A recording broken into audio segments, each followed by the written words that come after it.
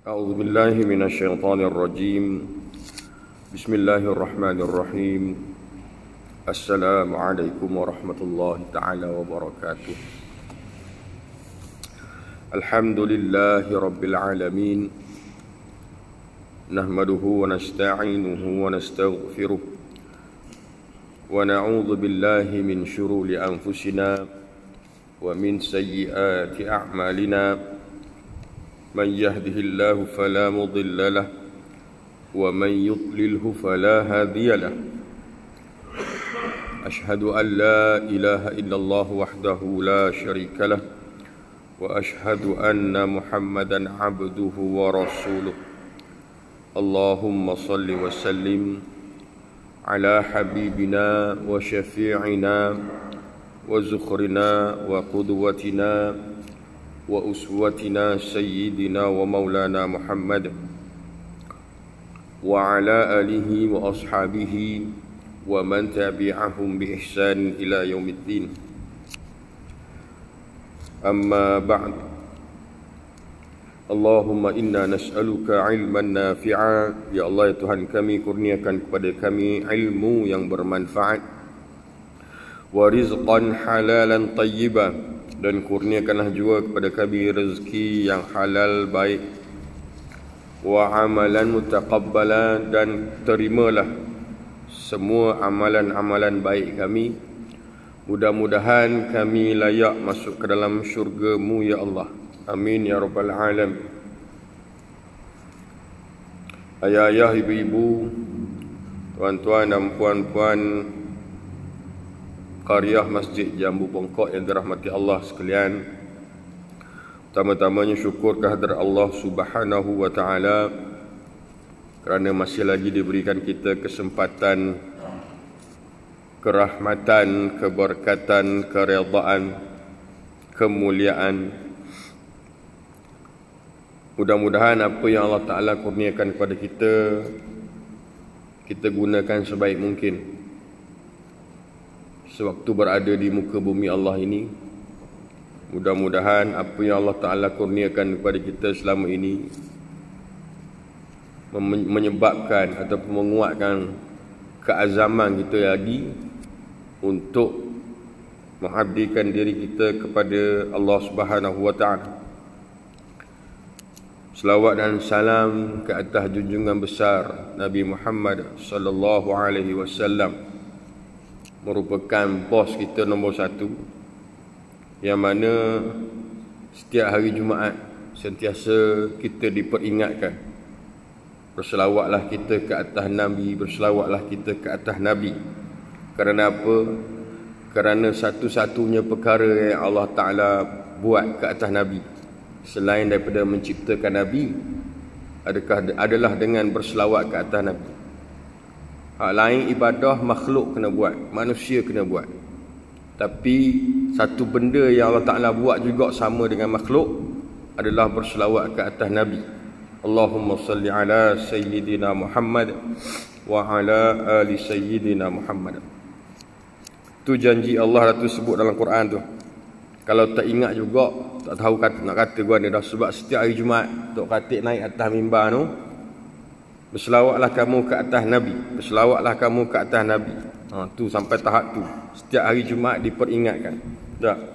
Kalau kata setiap pagi Jumaat, berdasarkan hadis-hadis Nabi SAW, Nabi suruh kita baca surah As-Sajdah dan surah Al-Insan. Ada sebab. Maka yang ni Allah Ta'ala sebut dalam Quran, Nabi pula sampaikan pada para sahabat, sehingga sampai pada kita pada hari ini, berselawatlah kamu ke atas Nabi. Tak? Maknanya besarnya ganjaran selawat ke atas Nabi. Allahu Akbar. Baik, kita sambung tafsir kita pada malam ini daripada minggu lepas dalam surah Al-Mursalat. Sekali imbas, kita nak lalu daripada muka surat awal ataupun ayat yang pertama sehingga ayat yang ke-15 kalau tak silap saya. Ayat yang ke-15, 16. A'udzu billahi minasyaitonir rajim. Bismillahirrahmanirrahim. Wal mursalati urfa fal'asifati asfa, wan nashirati nashra, falfariqati farqa, falmulqiyati dhikra. Allah mulakan dengan 5 ayat ini dengan wal mursalati urfa, demi malaikat-malaikat yang diutus untuk apa? Untuk urfa, untuk membawa kebaikan, untuk membawa wahyu, segala jenis wahyu yang diturunkan oleh Allah melalui malaikat Jibril ataupun malaikat-malaikat yang lain merupakan kebaikan. Fal 'asifati asfa, dan para malaikat Allah yang terbang dengan kencangnya, maknanya tidak ada tangguh-tangguh apabila diturunkan sesuatu benda. Wan nashirati nashra, dan para malaikat Allah yang menyebarkan rahmat Allah seluas-luasnya. Fal fariqati farqa, dan malaikat yang membezakan antara hak dan yang batil dengan sejelas-jelasnya. Fal mulqiyati dhikra, dan para malaikat Allah yang menyampaikan wahyu. Udhran au nudra, untuk menolak alasan-alasan atau memberi peringatan. Maknanya esok kegi bila di akhirat besok tidak ada istilah nak menolak sebarang soalan ataupun memberi alasan-alasan kepada Allah Subhanahu wa taala hasil daripada perbuatan yang telah kita buat. Innama tu'aduna lawaqi', sesungguhnya ma, apa yang dijanjikan, tu'aduna lawaqi', apa yang dijanjikan ke atas kamu wahai manusia, iaitu hari kiamat pasti akan terjadi.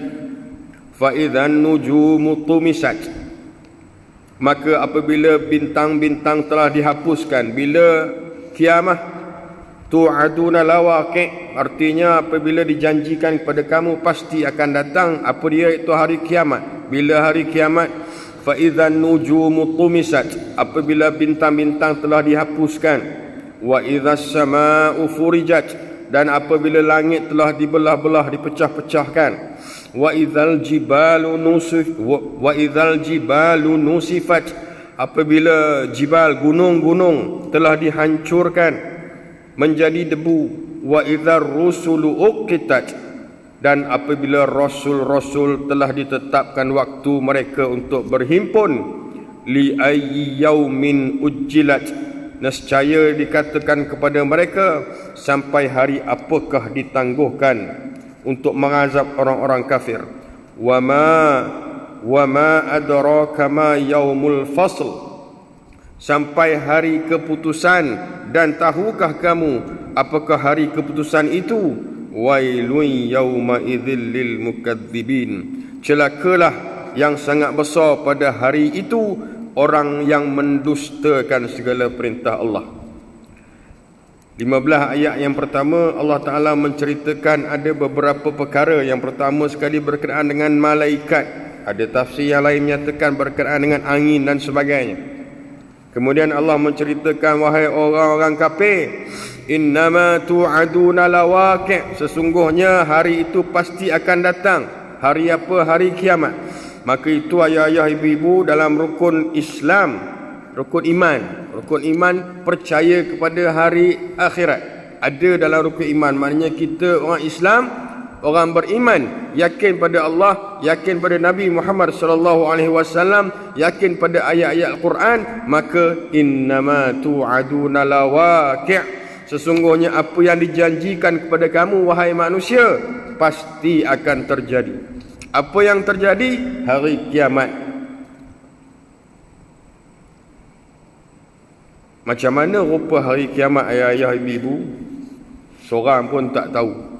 Tapi Allah Ta'ala sebut dalam Quran, apabila bintang-bintang sudah dihapuskan, sudah tidak ada cahaya, fa idzan nujumu tumisat.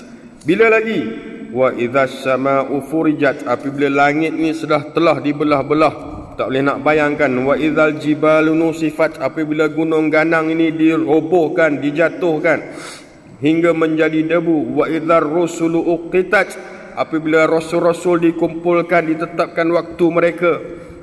Ini semua ayat-ayat Allah Ta'ala bagi tahu pada hari kiamat besok inilah yang terjadi. Maka kita sebagai manusia, makhluk Allah Ta'ala ini, tak boleh nak membayangkan bagaimana keadaan tersebut. Jangan kata akhirat besok nak membayangkan, kita mati besok kayak gini, kita tak tahu bagaimana cerita kita ni. Adakah kita boleh mengucap 2 kalimah syahadah? Adakah kita mati berlanggar motorkar, mati dalam dalam tidur, ataupun mati di hospital sebab kencing manis, ataupun kena jantung? Kita pun tak tahu. Ada yang mati jatuh kapal terbang, ada yang mati tak jumpa langsung naik ke terbang, ada juga. Ada yang mati dalam keadaan COVID-19 pun ada juga. Terengganu apa ke hari ni? Tak ada. Terengganu minggu ni 3 tau. Lungung Bukit Payung Seri Bandar. Semua bawa penyakit belaka daripada Sabah. Menang kalah Alik Nur menang, tapi penyakit sudah datang kemari. Subhanallah. Allah Ta'ala nak uji belaka. Itu pun kita tak boleh nak bayang. Ini kan pula hari akhirat yang Allah Ta'ala sebut innama tu'aduna lawaqi', pasti akan terjadi. Subhanallah. Maka itu Allah Ta'ala ayat yang ke-15 Allah Ta'ala memperingatkan kepada orang kafir ataupun orang beriman, wailun yawma idzil lil mukadzibin, kecelakaan yang besarlah pada hari itu bagi orang-orang yang mendustakan. Kamu dustakan apa? Kamu dustakan segala perintah-perintah Allah. Subhanallah. Ayah-ayah, ibu-ibu yang dirahmati Allah sekalian, kita kalau boleh, orang kata bila-bila masa boleh mati. Tapi kalau boleh sebelum mati, sementara masih hidup ni, kalau boleh langkah kita tu pun tak embuh buat dosa. Ibaratnya gitu. Sebarang langkah, satu langkah kita pun nak berjalan ke mana-mana pun kita tak embuh buat dosa. Contohnya kita nak pergi ke laut, contohlah, ataupun nak pergi nanang belakang ni. Belakang ni banyak kebun, hamba tahu. Nak pergi nanang, nak tubik rumah tu, nak keluar rumah tu pun niat dah dalam hati, ya Allah, aku hari ni nak pergi menanam, nak cari rezeki. Tolonglah dalam perjalanan aku ini, dalam pekerjaan harian yang aku buat ini, kalau boleh tak ambil ada sebarang dosa pun aku nak buat. Tolonglah ya Allah, peliharalah aku. Sebab apa? Bila tengah nanam esok tiba-tiba mati. Tiba-tiba mari babi tunggal tu mari langgar, tiba-tiba mana kita tak tahu. Tiba-tiba mari langgar, mati dekat situ juga. Contohlah. Ataupun tengah hujan dok dan balik kena petir. Pokok timpa kita pula. Mati dok dan kita nak jumpa anak bini waktu tu.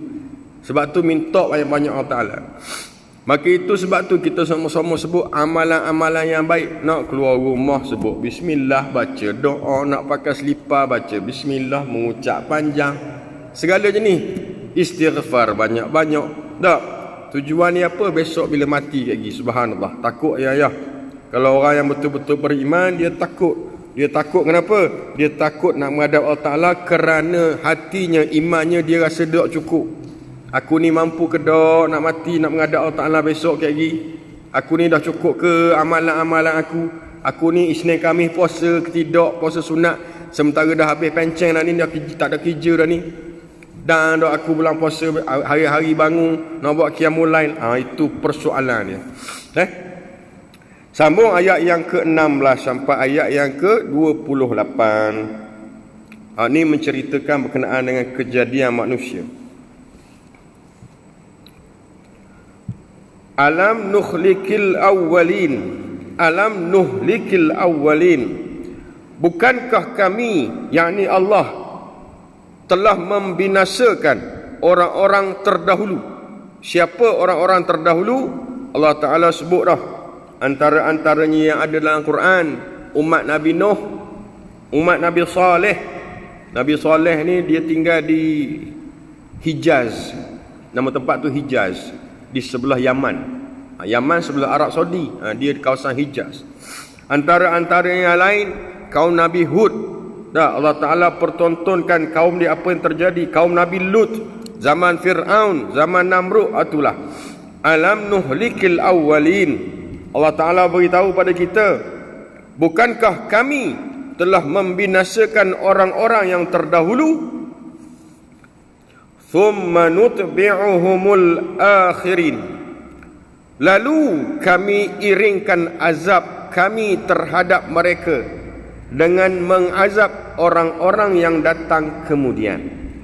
Allah Ta'ala bagi tahu pada kita, ayah-ayah, ibu-ibu, Belajarlah daripada orang-orang yang terdahulu. Belajar, maknanya ambil iktibar, ambil pengajaran. Orang yang terdahulu, zaman-zaman dulu mati dalam keadaan teruk, dalam keadaan sengsara, zaman-zaman dulu. Sebab apa? Sebab tambah ikut kata-kata boh dia. Zaman-zaman dulu dia ada boh masing-masing. Zaman Nabi Nuh lah boh dia. Zaman Nabi Lut lah boh dia. Zaman Nabi Soleh lah. Tapi kita zaman Nabi Muhammad SAW, adakah kita ikut? Itu persoalan dia. Maka itu Allah Ta'ala bagi tahu, thumma, kemudian nutbi'uhumul akhirin, kami iringkan orang-orang tadi tu yang tak mau dengar kata tu, tak mau ikut boh masing-masing tu, dengan mengazab mereka dan orang-orang yang datang kemudian daripada mereka. Itu maksudnya. Kadzalika naf'alu bil mujrimin, demikianlah kami berbuat terhadap orang-orang yang berdosa. Allah bagi tahu pada kita, itulah yang berlaku kalau tak mau ikut kata, maka berdosalah kamu, maka Allah azabkanlah. Ayat yang ke-18, naf'alu bil mujrimin,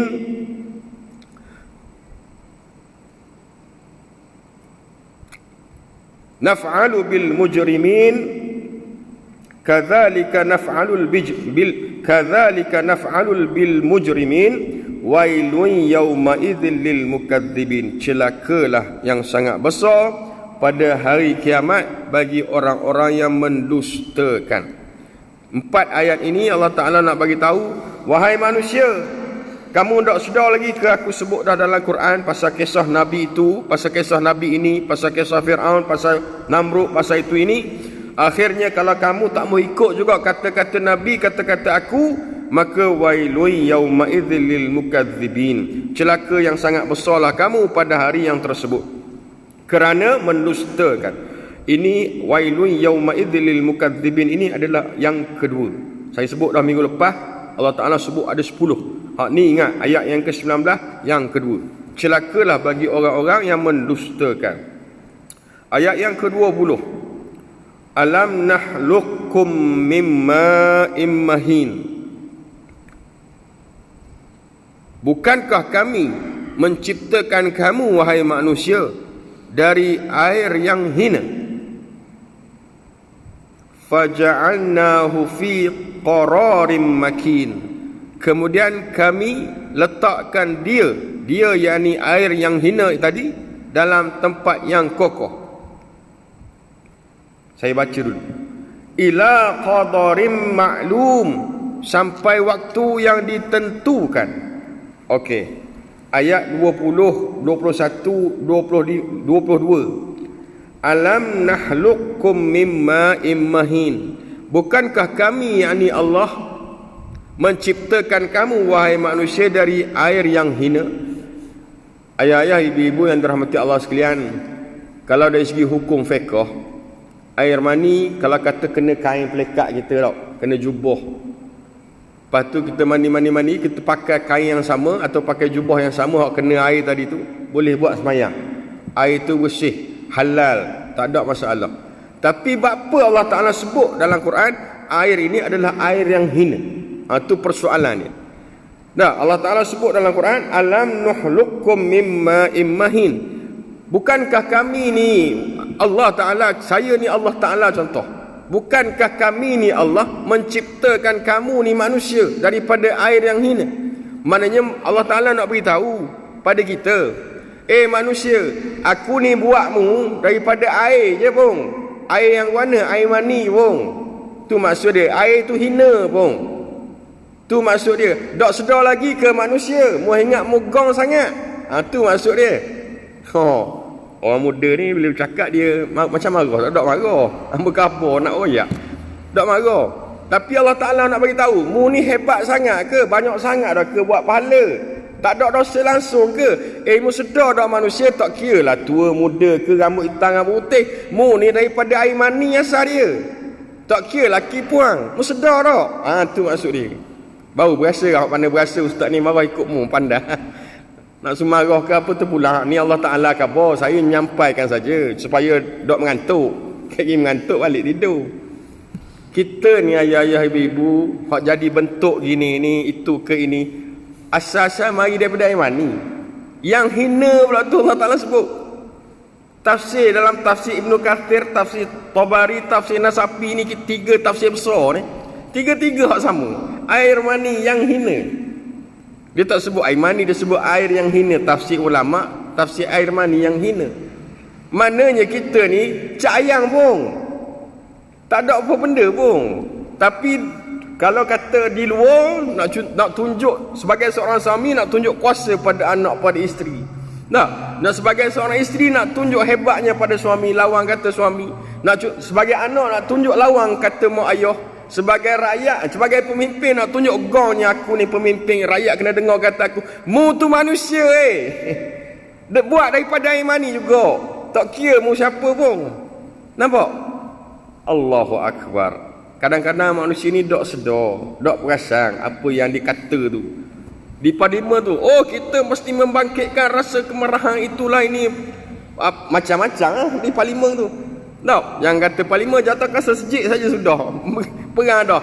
Kapet ni kena biru, tak boleh warna kuning, lain ni kena warna hijau, tu pula kelabu. Nak perang pasal lain masjid, lain kapet saja. Mu ni semua ni ejeki masjid ke, pemimpin ke, manusia ke, air mani yang hina. Tak ada benda pun. Allahu Akbar. Allah Ta'ala sebut dah, bukankah kami, yakni Allah, telah menciptakan kamu daripada air yang hina, yakni air mani. Cuba fikir molek. Hebat-hebat aku ni, hebat-hebat akulah boleh nanang. Satu hari aku boleh kutip jagung, contoh tanam jagung. Boleh kutip jagung satu hari, tak payah upah orang. 13 hektar aku boleh buat. Contoh 13 hektar. Kalau Allah Ta'ala kata hari tu mu sakit-sakitlah mu. Kalau hari tu mu kata mu dok rok, lutut mu kurang air, kuranglah minyak dalam lutut mu. Tak. Kalau kata hari ni demam-demamlah mu. Sebab apa? Sebab kuasa Allah Ta'ala belaka buat mu daripada air mani yang hina. Allahu Akbar. Faj'alnahu fi qararin makin. Dahlah Allah Ta'ala buat daripada air mani yang hina. Kemudian Allah Ta'ala sebut, kemudian kami letakkan dia di tempat yang kokoh. Dahlah ambil air ni, letak pula, sumbat pula, letak pula di tempat yang kokoh, namanya rahim. Rahim perempuan. Laki tak ada rahim, ada wang rahim nama dia. Laki ada nama wang rahim, perempuan dia ada rahim.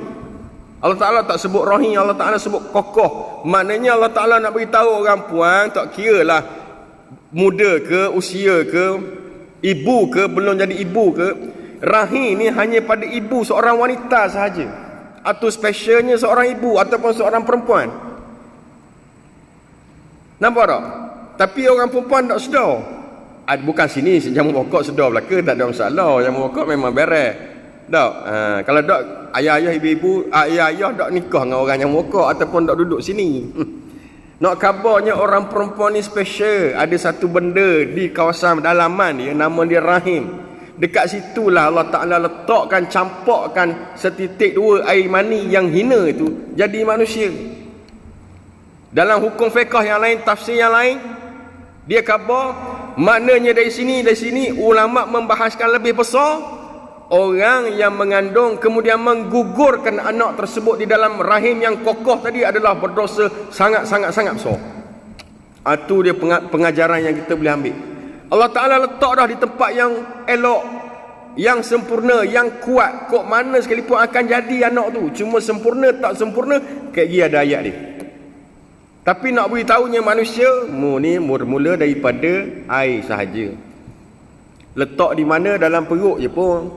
Nama tempat tu rahim. Orang perempuan. Tak. Rahim ingat orang perempuan. Sajak tak ada. Muhammad sajak tak ada rahim. Kena faham boleh. Tak saya kita tanya dia, hamba tak kenal, nama saja. Faj'alnahu fi qararin makin. Lepas kami ciptakan kamu daripada air, kemudian kami letakkan air tersebut di tempat yang kokoh, yakni rahim. Ayat yang ke-22, ila qadarin maklum, sampai waktu yang ditentukan. Semua orang tahu 9 bulan 10 hari, tapi dok 9 bulan 10 hari sempurna. Dok. Ada yang 7 bulan, betul tak? Ada yang 8 bulan, ada yang terlebih seminggu 2, kena induce pula. Orang doktor kata induce, kena cocok paksa tubik. Ada juga. Ada yang 4 bulan tiba-tiba keguguran. Sebab apa Allah Ta'ala buat gitu? Supaya suruh kita belajar. Belajar apa? Ila qadarim maklum.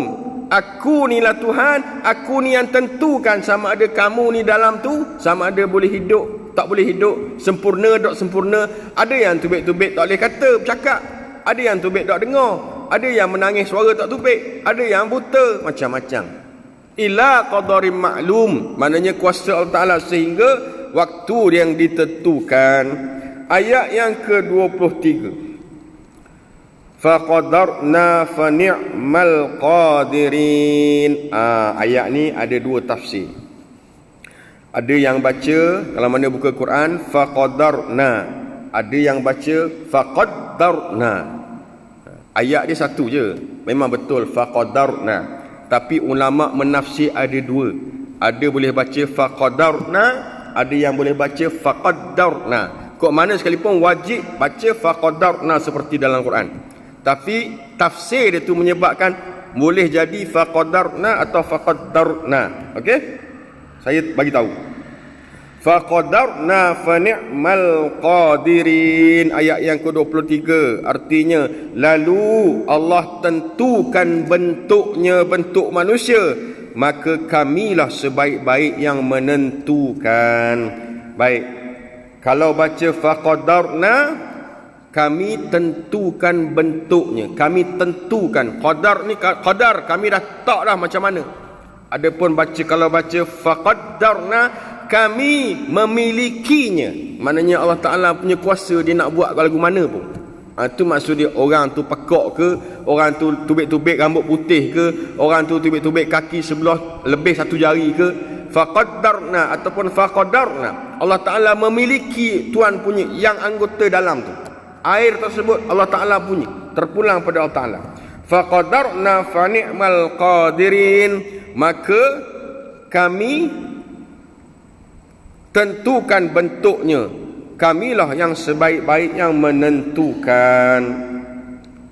Ayah-ayah, ibu-ibu kena ingat, kita ni Allah Ta'ala jadikan daripada kecil mungkin sempurna dari segi zahir mata kita. Ada yang di luar tu lahir-lahir. Zaman sekarang ni banyak lah. Zaman dulu tak ada.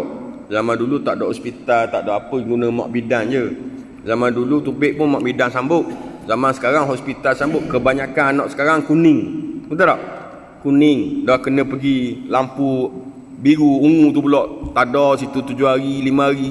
Tinggal di hospital. Apa jadi gitu? Ada sebab. Banyak-banyak sebab lah dari segi saintifik. Tapi nak kabarnya, ini semua faqadarna fa ni'mal qadirin. Ini kuasa Allah Ta'ala belaka yang menentukan. Maka tu sebab tu Nabi SAW ajar orang tua pesan kepada anak-anak, kalau anak scan dah perempuan, baca banyak-banyak surah Maryam supaya dia sempurna, supaya dia comel. Kalau anak tu lelaki, scan dah umur 5-6 bulan, tahu dah lelaki jantan dah, baca surah Yusuf banyak-banyak, bagi nampak comel, bagi nampak sempurna, bagi amalan dia besok bila dia besar jadi baik, baru kita mudah, baru kita senang. Ni tahu nak buat saja buat anak, orang kata nak buat anak. Quran tah ke mana, apa tah ke mana. Tak. Bila anak tu baik lahir pun nak kata pasal handphone letak ayat Quran pun di tepi telinga pun tak ada. Paling kuat kalau ayah-ayah ibu-ibu perasan di bandar banyak bokok dah. Yang bokok masjid pasang speaker kalau anak orang lahir. Orang luar paling kuat ambil surah Yasin letak di batas tu je. Betul tak? Gi mana-mana pun. Saya banyak lagi cukur jambu lah, apalah orang jemput kan. Dak tapi jemput saya gi baca selawat ke, berzanji ke dan sebagainya. Kita nak menyambut kelahiran yang baru. Gigi paling kuat pun dia ambil surah Yasin tu letak tepi je. Tak mahu ada gangguan syaitan, jin dan syaitan contohnya. Konon-kononnya. Tapi mak ayah lahir-lahir stokeng tak pakai hak ibu. Dak umur tidak. Dah guana jadi moknya jadi comel. Anak kau tak cara. Ni masalah. Manusia tak sedar. Subhanallah. Allah Ta'ala sebut dah tadi. Bukankah kami ciptakan kamu wahai manusia daripada air mani yang hina. Apalah sangat kita ni nak dibandingkan dengan Allah Ta'ala. Subhanallah. Ayat yang ke-24. wailun yauma idzil lil mukadzibin, kecelakaan yang sangat besar pada hari tersebut bagi orang-orang yang mendustakan. Ayah-ayah, ibu-ibu, Allah Ta'ala sebut 4-5 ayat ni, nak kabarnya, wahai manusia, sedarlah kamu. Wahai manusia, sedarlah kamu, kita ni manusia, diwujudkan, diciptakan oleh Allah daripada air yang hina, diletakkan di dalam rahim yang kokoh, kemudian dibentukkan oleh Allah Ta'ala, kemudian dikeluarkan daripada rahim tersebut. Nampak? Terpulang kepada Allah Ta'ala semua. Akhirnya faqadarna fa ni'mal qadirin, akulah yang menentukan kamu jadi guana-guana bila kamu tubik daripada rahim tersebut. Maka itu ayah-ayah, ibu-ibu, saya memperingatkan diri saya sendiri dan juga kepada ayah-ayah, ibu-ibu, tua ke, muda ke, tak, kaya ke, miskin ke, ada kereta banyak atau tak ada kereta, ada motor saja pun, bersyukurlah. Banyak-banyak bersyukur, banyak-banyak minta ampun dengan Allah, banyak-banyak berdoa pada Allah, ya Allah, toh ampunkanlah dosa aku. Paling kurang istighfar sudah. Dalam hati kita ni ayah-ayah, ibu-ibu, syekh saya lah pesang, Tok Guru saya Pakistan dulu. Dalam hati manusia ni semua orang tak dapat tidak lari daripada dosa. Bila ada dosa, diibaratkan satu titik pen tu, diambil satu pen tu, ditetik. Titik satu. Apa daripada kertas putih, titik satu, titik satu, titik satu, mesti ada. Sikit, lama-lama jadi banyak. Tak, macam buku ni lah. Buku ni putih asal, tapi bila dia print, ada tulisan. Jadi ibaratnya begitulah ulama saya kata, Tok Guru saya kata, semua orang tahu. Tapi cara nak membuang, nak membersihkannya, istighfar sebanyak mungkin. Istighfar sebanyak mungkin. Dia pesan itu je, istighfar sebanyak mungkin. Nak buka pintu, astaghfirullahalazim. Nak tutup pintu, astaghfirullahalazim. Nak itu, astaghfirullahalazim. Astaghfirullahalazim. Ya Allah, ampunkanlah aku, ampunkanlah aku, ampunkanlah aku. Itu saja. Kalau hari-hari buat, mati besok, ampunkanlah aku. Allah Ta'ala pun kira, mu mati ni, mu sebut astaghfirullahalazim ni saja, lebih kurang sepanjang hidupmu 856 juta kali. Aku ni tak dapat tidak kena ampun kamu. Tak, dulu ada kisah orang selawat ke atas Nabi. Selawat ke atas Nabi ada satu kisah. Selawat. Nah, dalam mimpi, kamu mati ni dalam Islam ataupun dalam kafir, aku macam mana pun akan beri syafaat kepada kamu, kerana kamu di bibir kamu tak pernah berhenti berselawat ke atas aku. Berselawat. Ada seorang tu, perempuan tak silap saya, ada satu kisah dulu kan, mati dalam keadaan puasa. Dalam puasa tu dahlah, puasa dia buat ibadah pula. Bila dia puasa, dia lupa nak buat dosa. Ingat semua, aku nak minum, takut berdosa sebab tak baca bismillah. Contoh, aku minum dalam keadaan berdiri, aku tak minum, macam-macam lah. Jadi dia takut dia buat dosa, jadi dia puasa.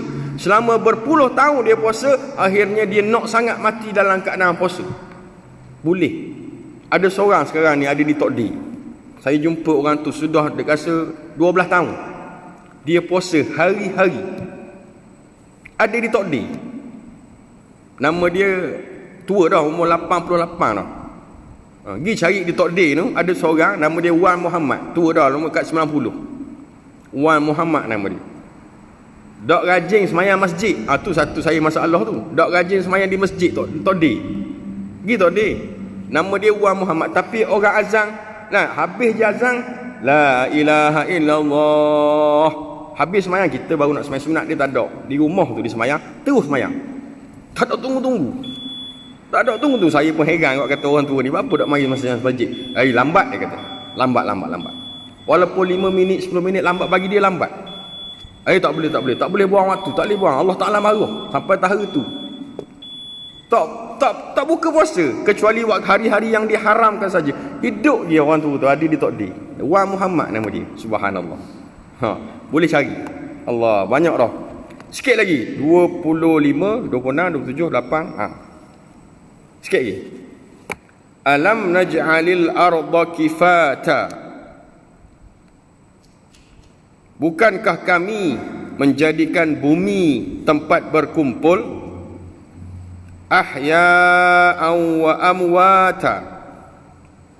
Orang yang berkumpul tu di siapa? Orang-orang yang hidup dan orang-orang yang mati. waj'alna fiha rawasiya syamikhatin wa asqainakum ma'an furata, dan kami jadikan padanya gunung-gunung yang tinggi, dan kami beri minum kamu dengan air yang tawar. Wailun yawma idzil lil mukadzibin, celaka yang sangat besarlah pada hari tersebut bagi orang yang mendustakan apa? Perintah-perintah aku. Ayat 25 sampai 28, Allah Ta'ala nak bagi tahu, wahai manusia, setelah kamu dilahirkan, maka aku jadikan satu tempat namanya bumi untuk kamu berkumpul. Mana kita ni duk berhimpun ni dalam satu dunia. Ada yang di Eropah, ada Asia Barat, ada di China, ada di itu, ada di bawah kita di Malaysia. Maknanya manusia ni tak ada tempat lain. Nak khabarnya manusia ni ada di muka bumi ini yang Allah Ta'ala ciptakan. Allah Ta'ala ciptakan manusia, kemudian Allah Ta'ala sebut, kami, yakni Allah menjadikan bumi untuk kamu wahai manusia berkumpul. Siapa orang yang berkumpul tersebut? Ahya'an wa amwata, sama ada kamu hidup ataupun kamu mati. Waj'alna fiha rawasiya syamikhatin wa asqainakum ma'an furata, dan pada bumi tersebut kami jadikan padanya gunung-gunung yang tinggi. Tujuan gunung-gunung menjadi pasak kepada bumi. Dan kami beri kamu akan minuman daripada air tawar. Bukan air satu ni. Air tu air bukit. Satu ni dia proses kemudian. Air bukit tu maknanya air tawar, bukan air masing. Maknanya ada air masing, akan ada air tawar. Beza sama. Tak? Maknanya ada di bukit tersebut, di gunung tersebut, dalam tanah ada air tawar. Maknanya manusia boleh minum. Kalau minum lalu pun tak sakit perut. Tapi nak lagi comel, maka satu syarikat satu tapis jadi comel. Itu pun masalah juga, air ada tak siapa. Jadi comelnya korek sendiri buat minum air.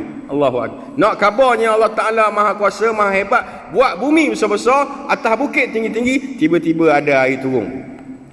Buat bumi besar-besar, tiba-tiba korek 20 kaki, 30 kaki, 2-3 kerek, ada dah air tubik. Nak khabarnya air itulah untuk kamu minum seharian. Allah Ta'ala tak sebut elektrik, Allah Ta'ala sebut air. Maknanya dalam kehidupan seharian ni semua ni, elektrik ni bukan satu keperluan pun. Tapi dah akhir-akhir zaman ni, modern, api ni adalah satu benda yang kita perlu. Tapi keperluan untuk hidup adalah air. Maknanya Allah Ta'ala sebut, kalau baca surah Al-Insan ataupun Al-Mulk, saya tak ingat. Al-Insan tak silap. Ayat yang terakhir sekali bercerita pasal air. Ayat yang terakhir sekali, saya tak ingat surah apa. Ayat banyak-banyak cerita. Ayat yang terakhir sekali tiba-tiba masuk bab air. Saya pun heran. Tengok tafsir baru tahu kenapa ada kaitan. Dah?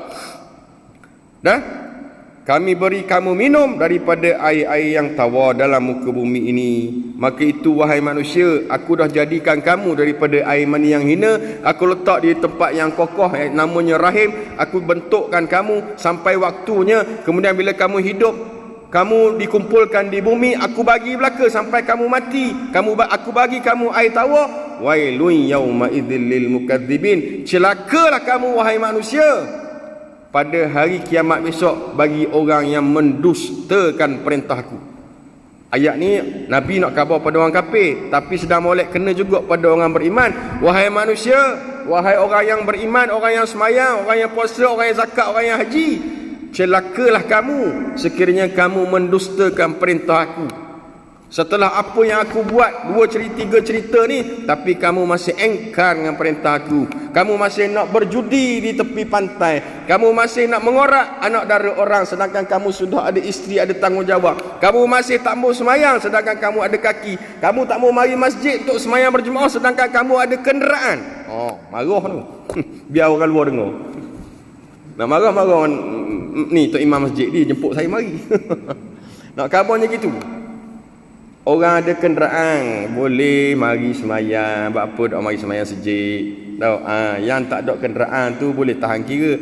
Zaman Nabi SAW, Ustaz Abdul Samad khabar, ada satu kisah. Saya ingat-ingat lupa nama orang tu. Wahai Rasulullah, aku ni buta. Dalam bahasa Arab lah saya terjemahkan. Aku ni buta. Ya, aku tahu, aku nampak engkau buta. Kalau orang azan, wajibkah aku datang ke masjid untuk solat berjamaah? Engkau masih dengar ke tidak? Aku dengar, cuma aku buta. Maka itu engkau wajib datang ke masjid untuk solat. Waktu tu dia nak mari sembahyang isyak. Dalil Ustaz Abdul Somad kata kenapa subuh dan isyak wajib sembahyang di masjid berjemaah. Ustaz Abdul Somad tu. Maknanya kita tak tahu ustaz mana guna, orang ada kenderaan, ada motor, ada itu ini, tak mahu mari sembahyang. Ni Ustaz Abdul Somad, kalau saya panggil Ustaz Abdul Somad mari sini, saya rasa nescaya beribu orang mari. Benda yang sama kat dia akan khabar. Ada satu orang sahabat Nabi, orang tua, wahai Nabi, aku ni buta tapi aku dengar orang azan, wajib tak aku datang sembahyang? Walaupun kamu dipapah, walaupun kamu mengesok, kamu wajib datang sembahyang di masjid berjemaah. Sampai tadi tu kewajipannya solat. Buta. Ni ada kaki molek, ada selipar, kereta Mybi, kereta Nissan, kereta itu, tak mau mari. Minggak mugong sangat. Air mani yang hina boh. Tak ada benda kita cak ayang je boh. Tak, maka itu beringat-ingatlah. Tak, sentiasa mohon pada Allah Taala dapat hidayah, mudah-mudahan boleh mari masjid semua sembahyang, melaksanakan ibadah. Hari ni jadi marah sikit. Tahu apa? Yang baik itu datang daripada Allah. Yang kurang tu kelemahan saya sebagai makhluk manusia dhaif lagi hina. Tak. InsyaAllah kita bersambung pada minggu hadapan dalam surah yang sama daripada ayat 29 sampai 40. Tak, insyaAllah. Mudah-mudahan ya. Aqulu qawli hadza wa astaghfirullahal azim li wa lakum. Assalamualaikum warahmatullahi taala wabarakatuh.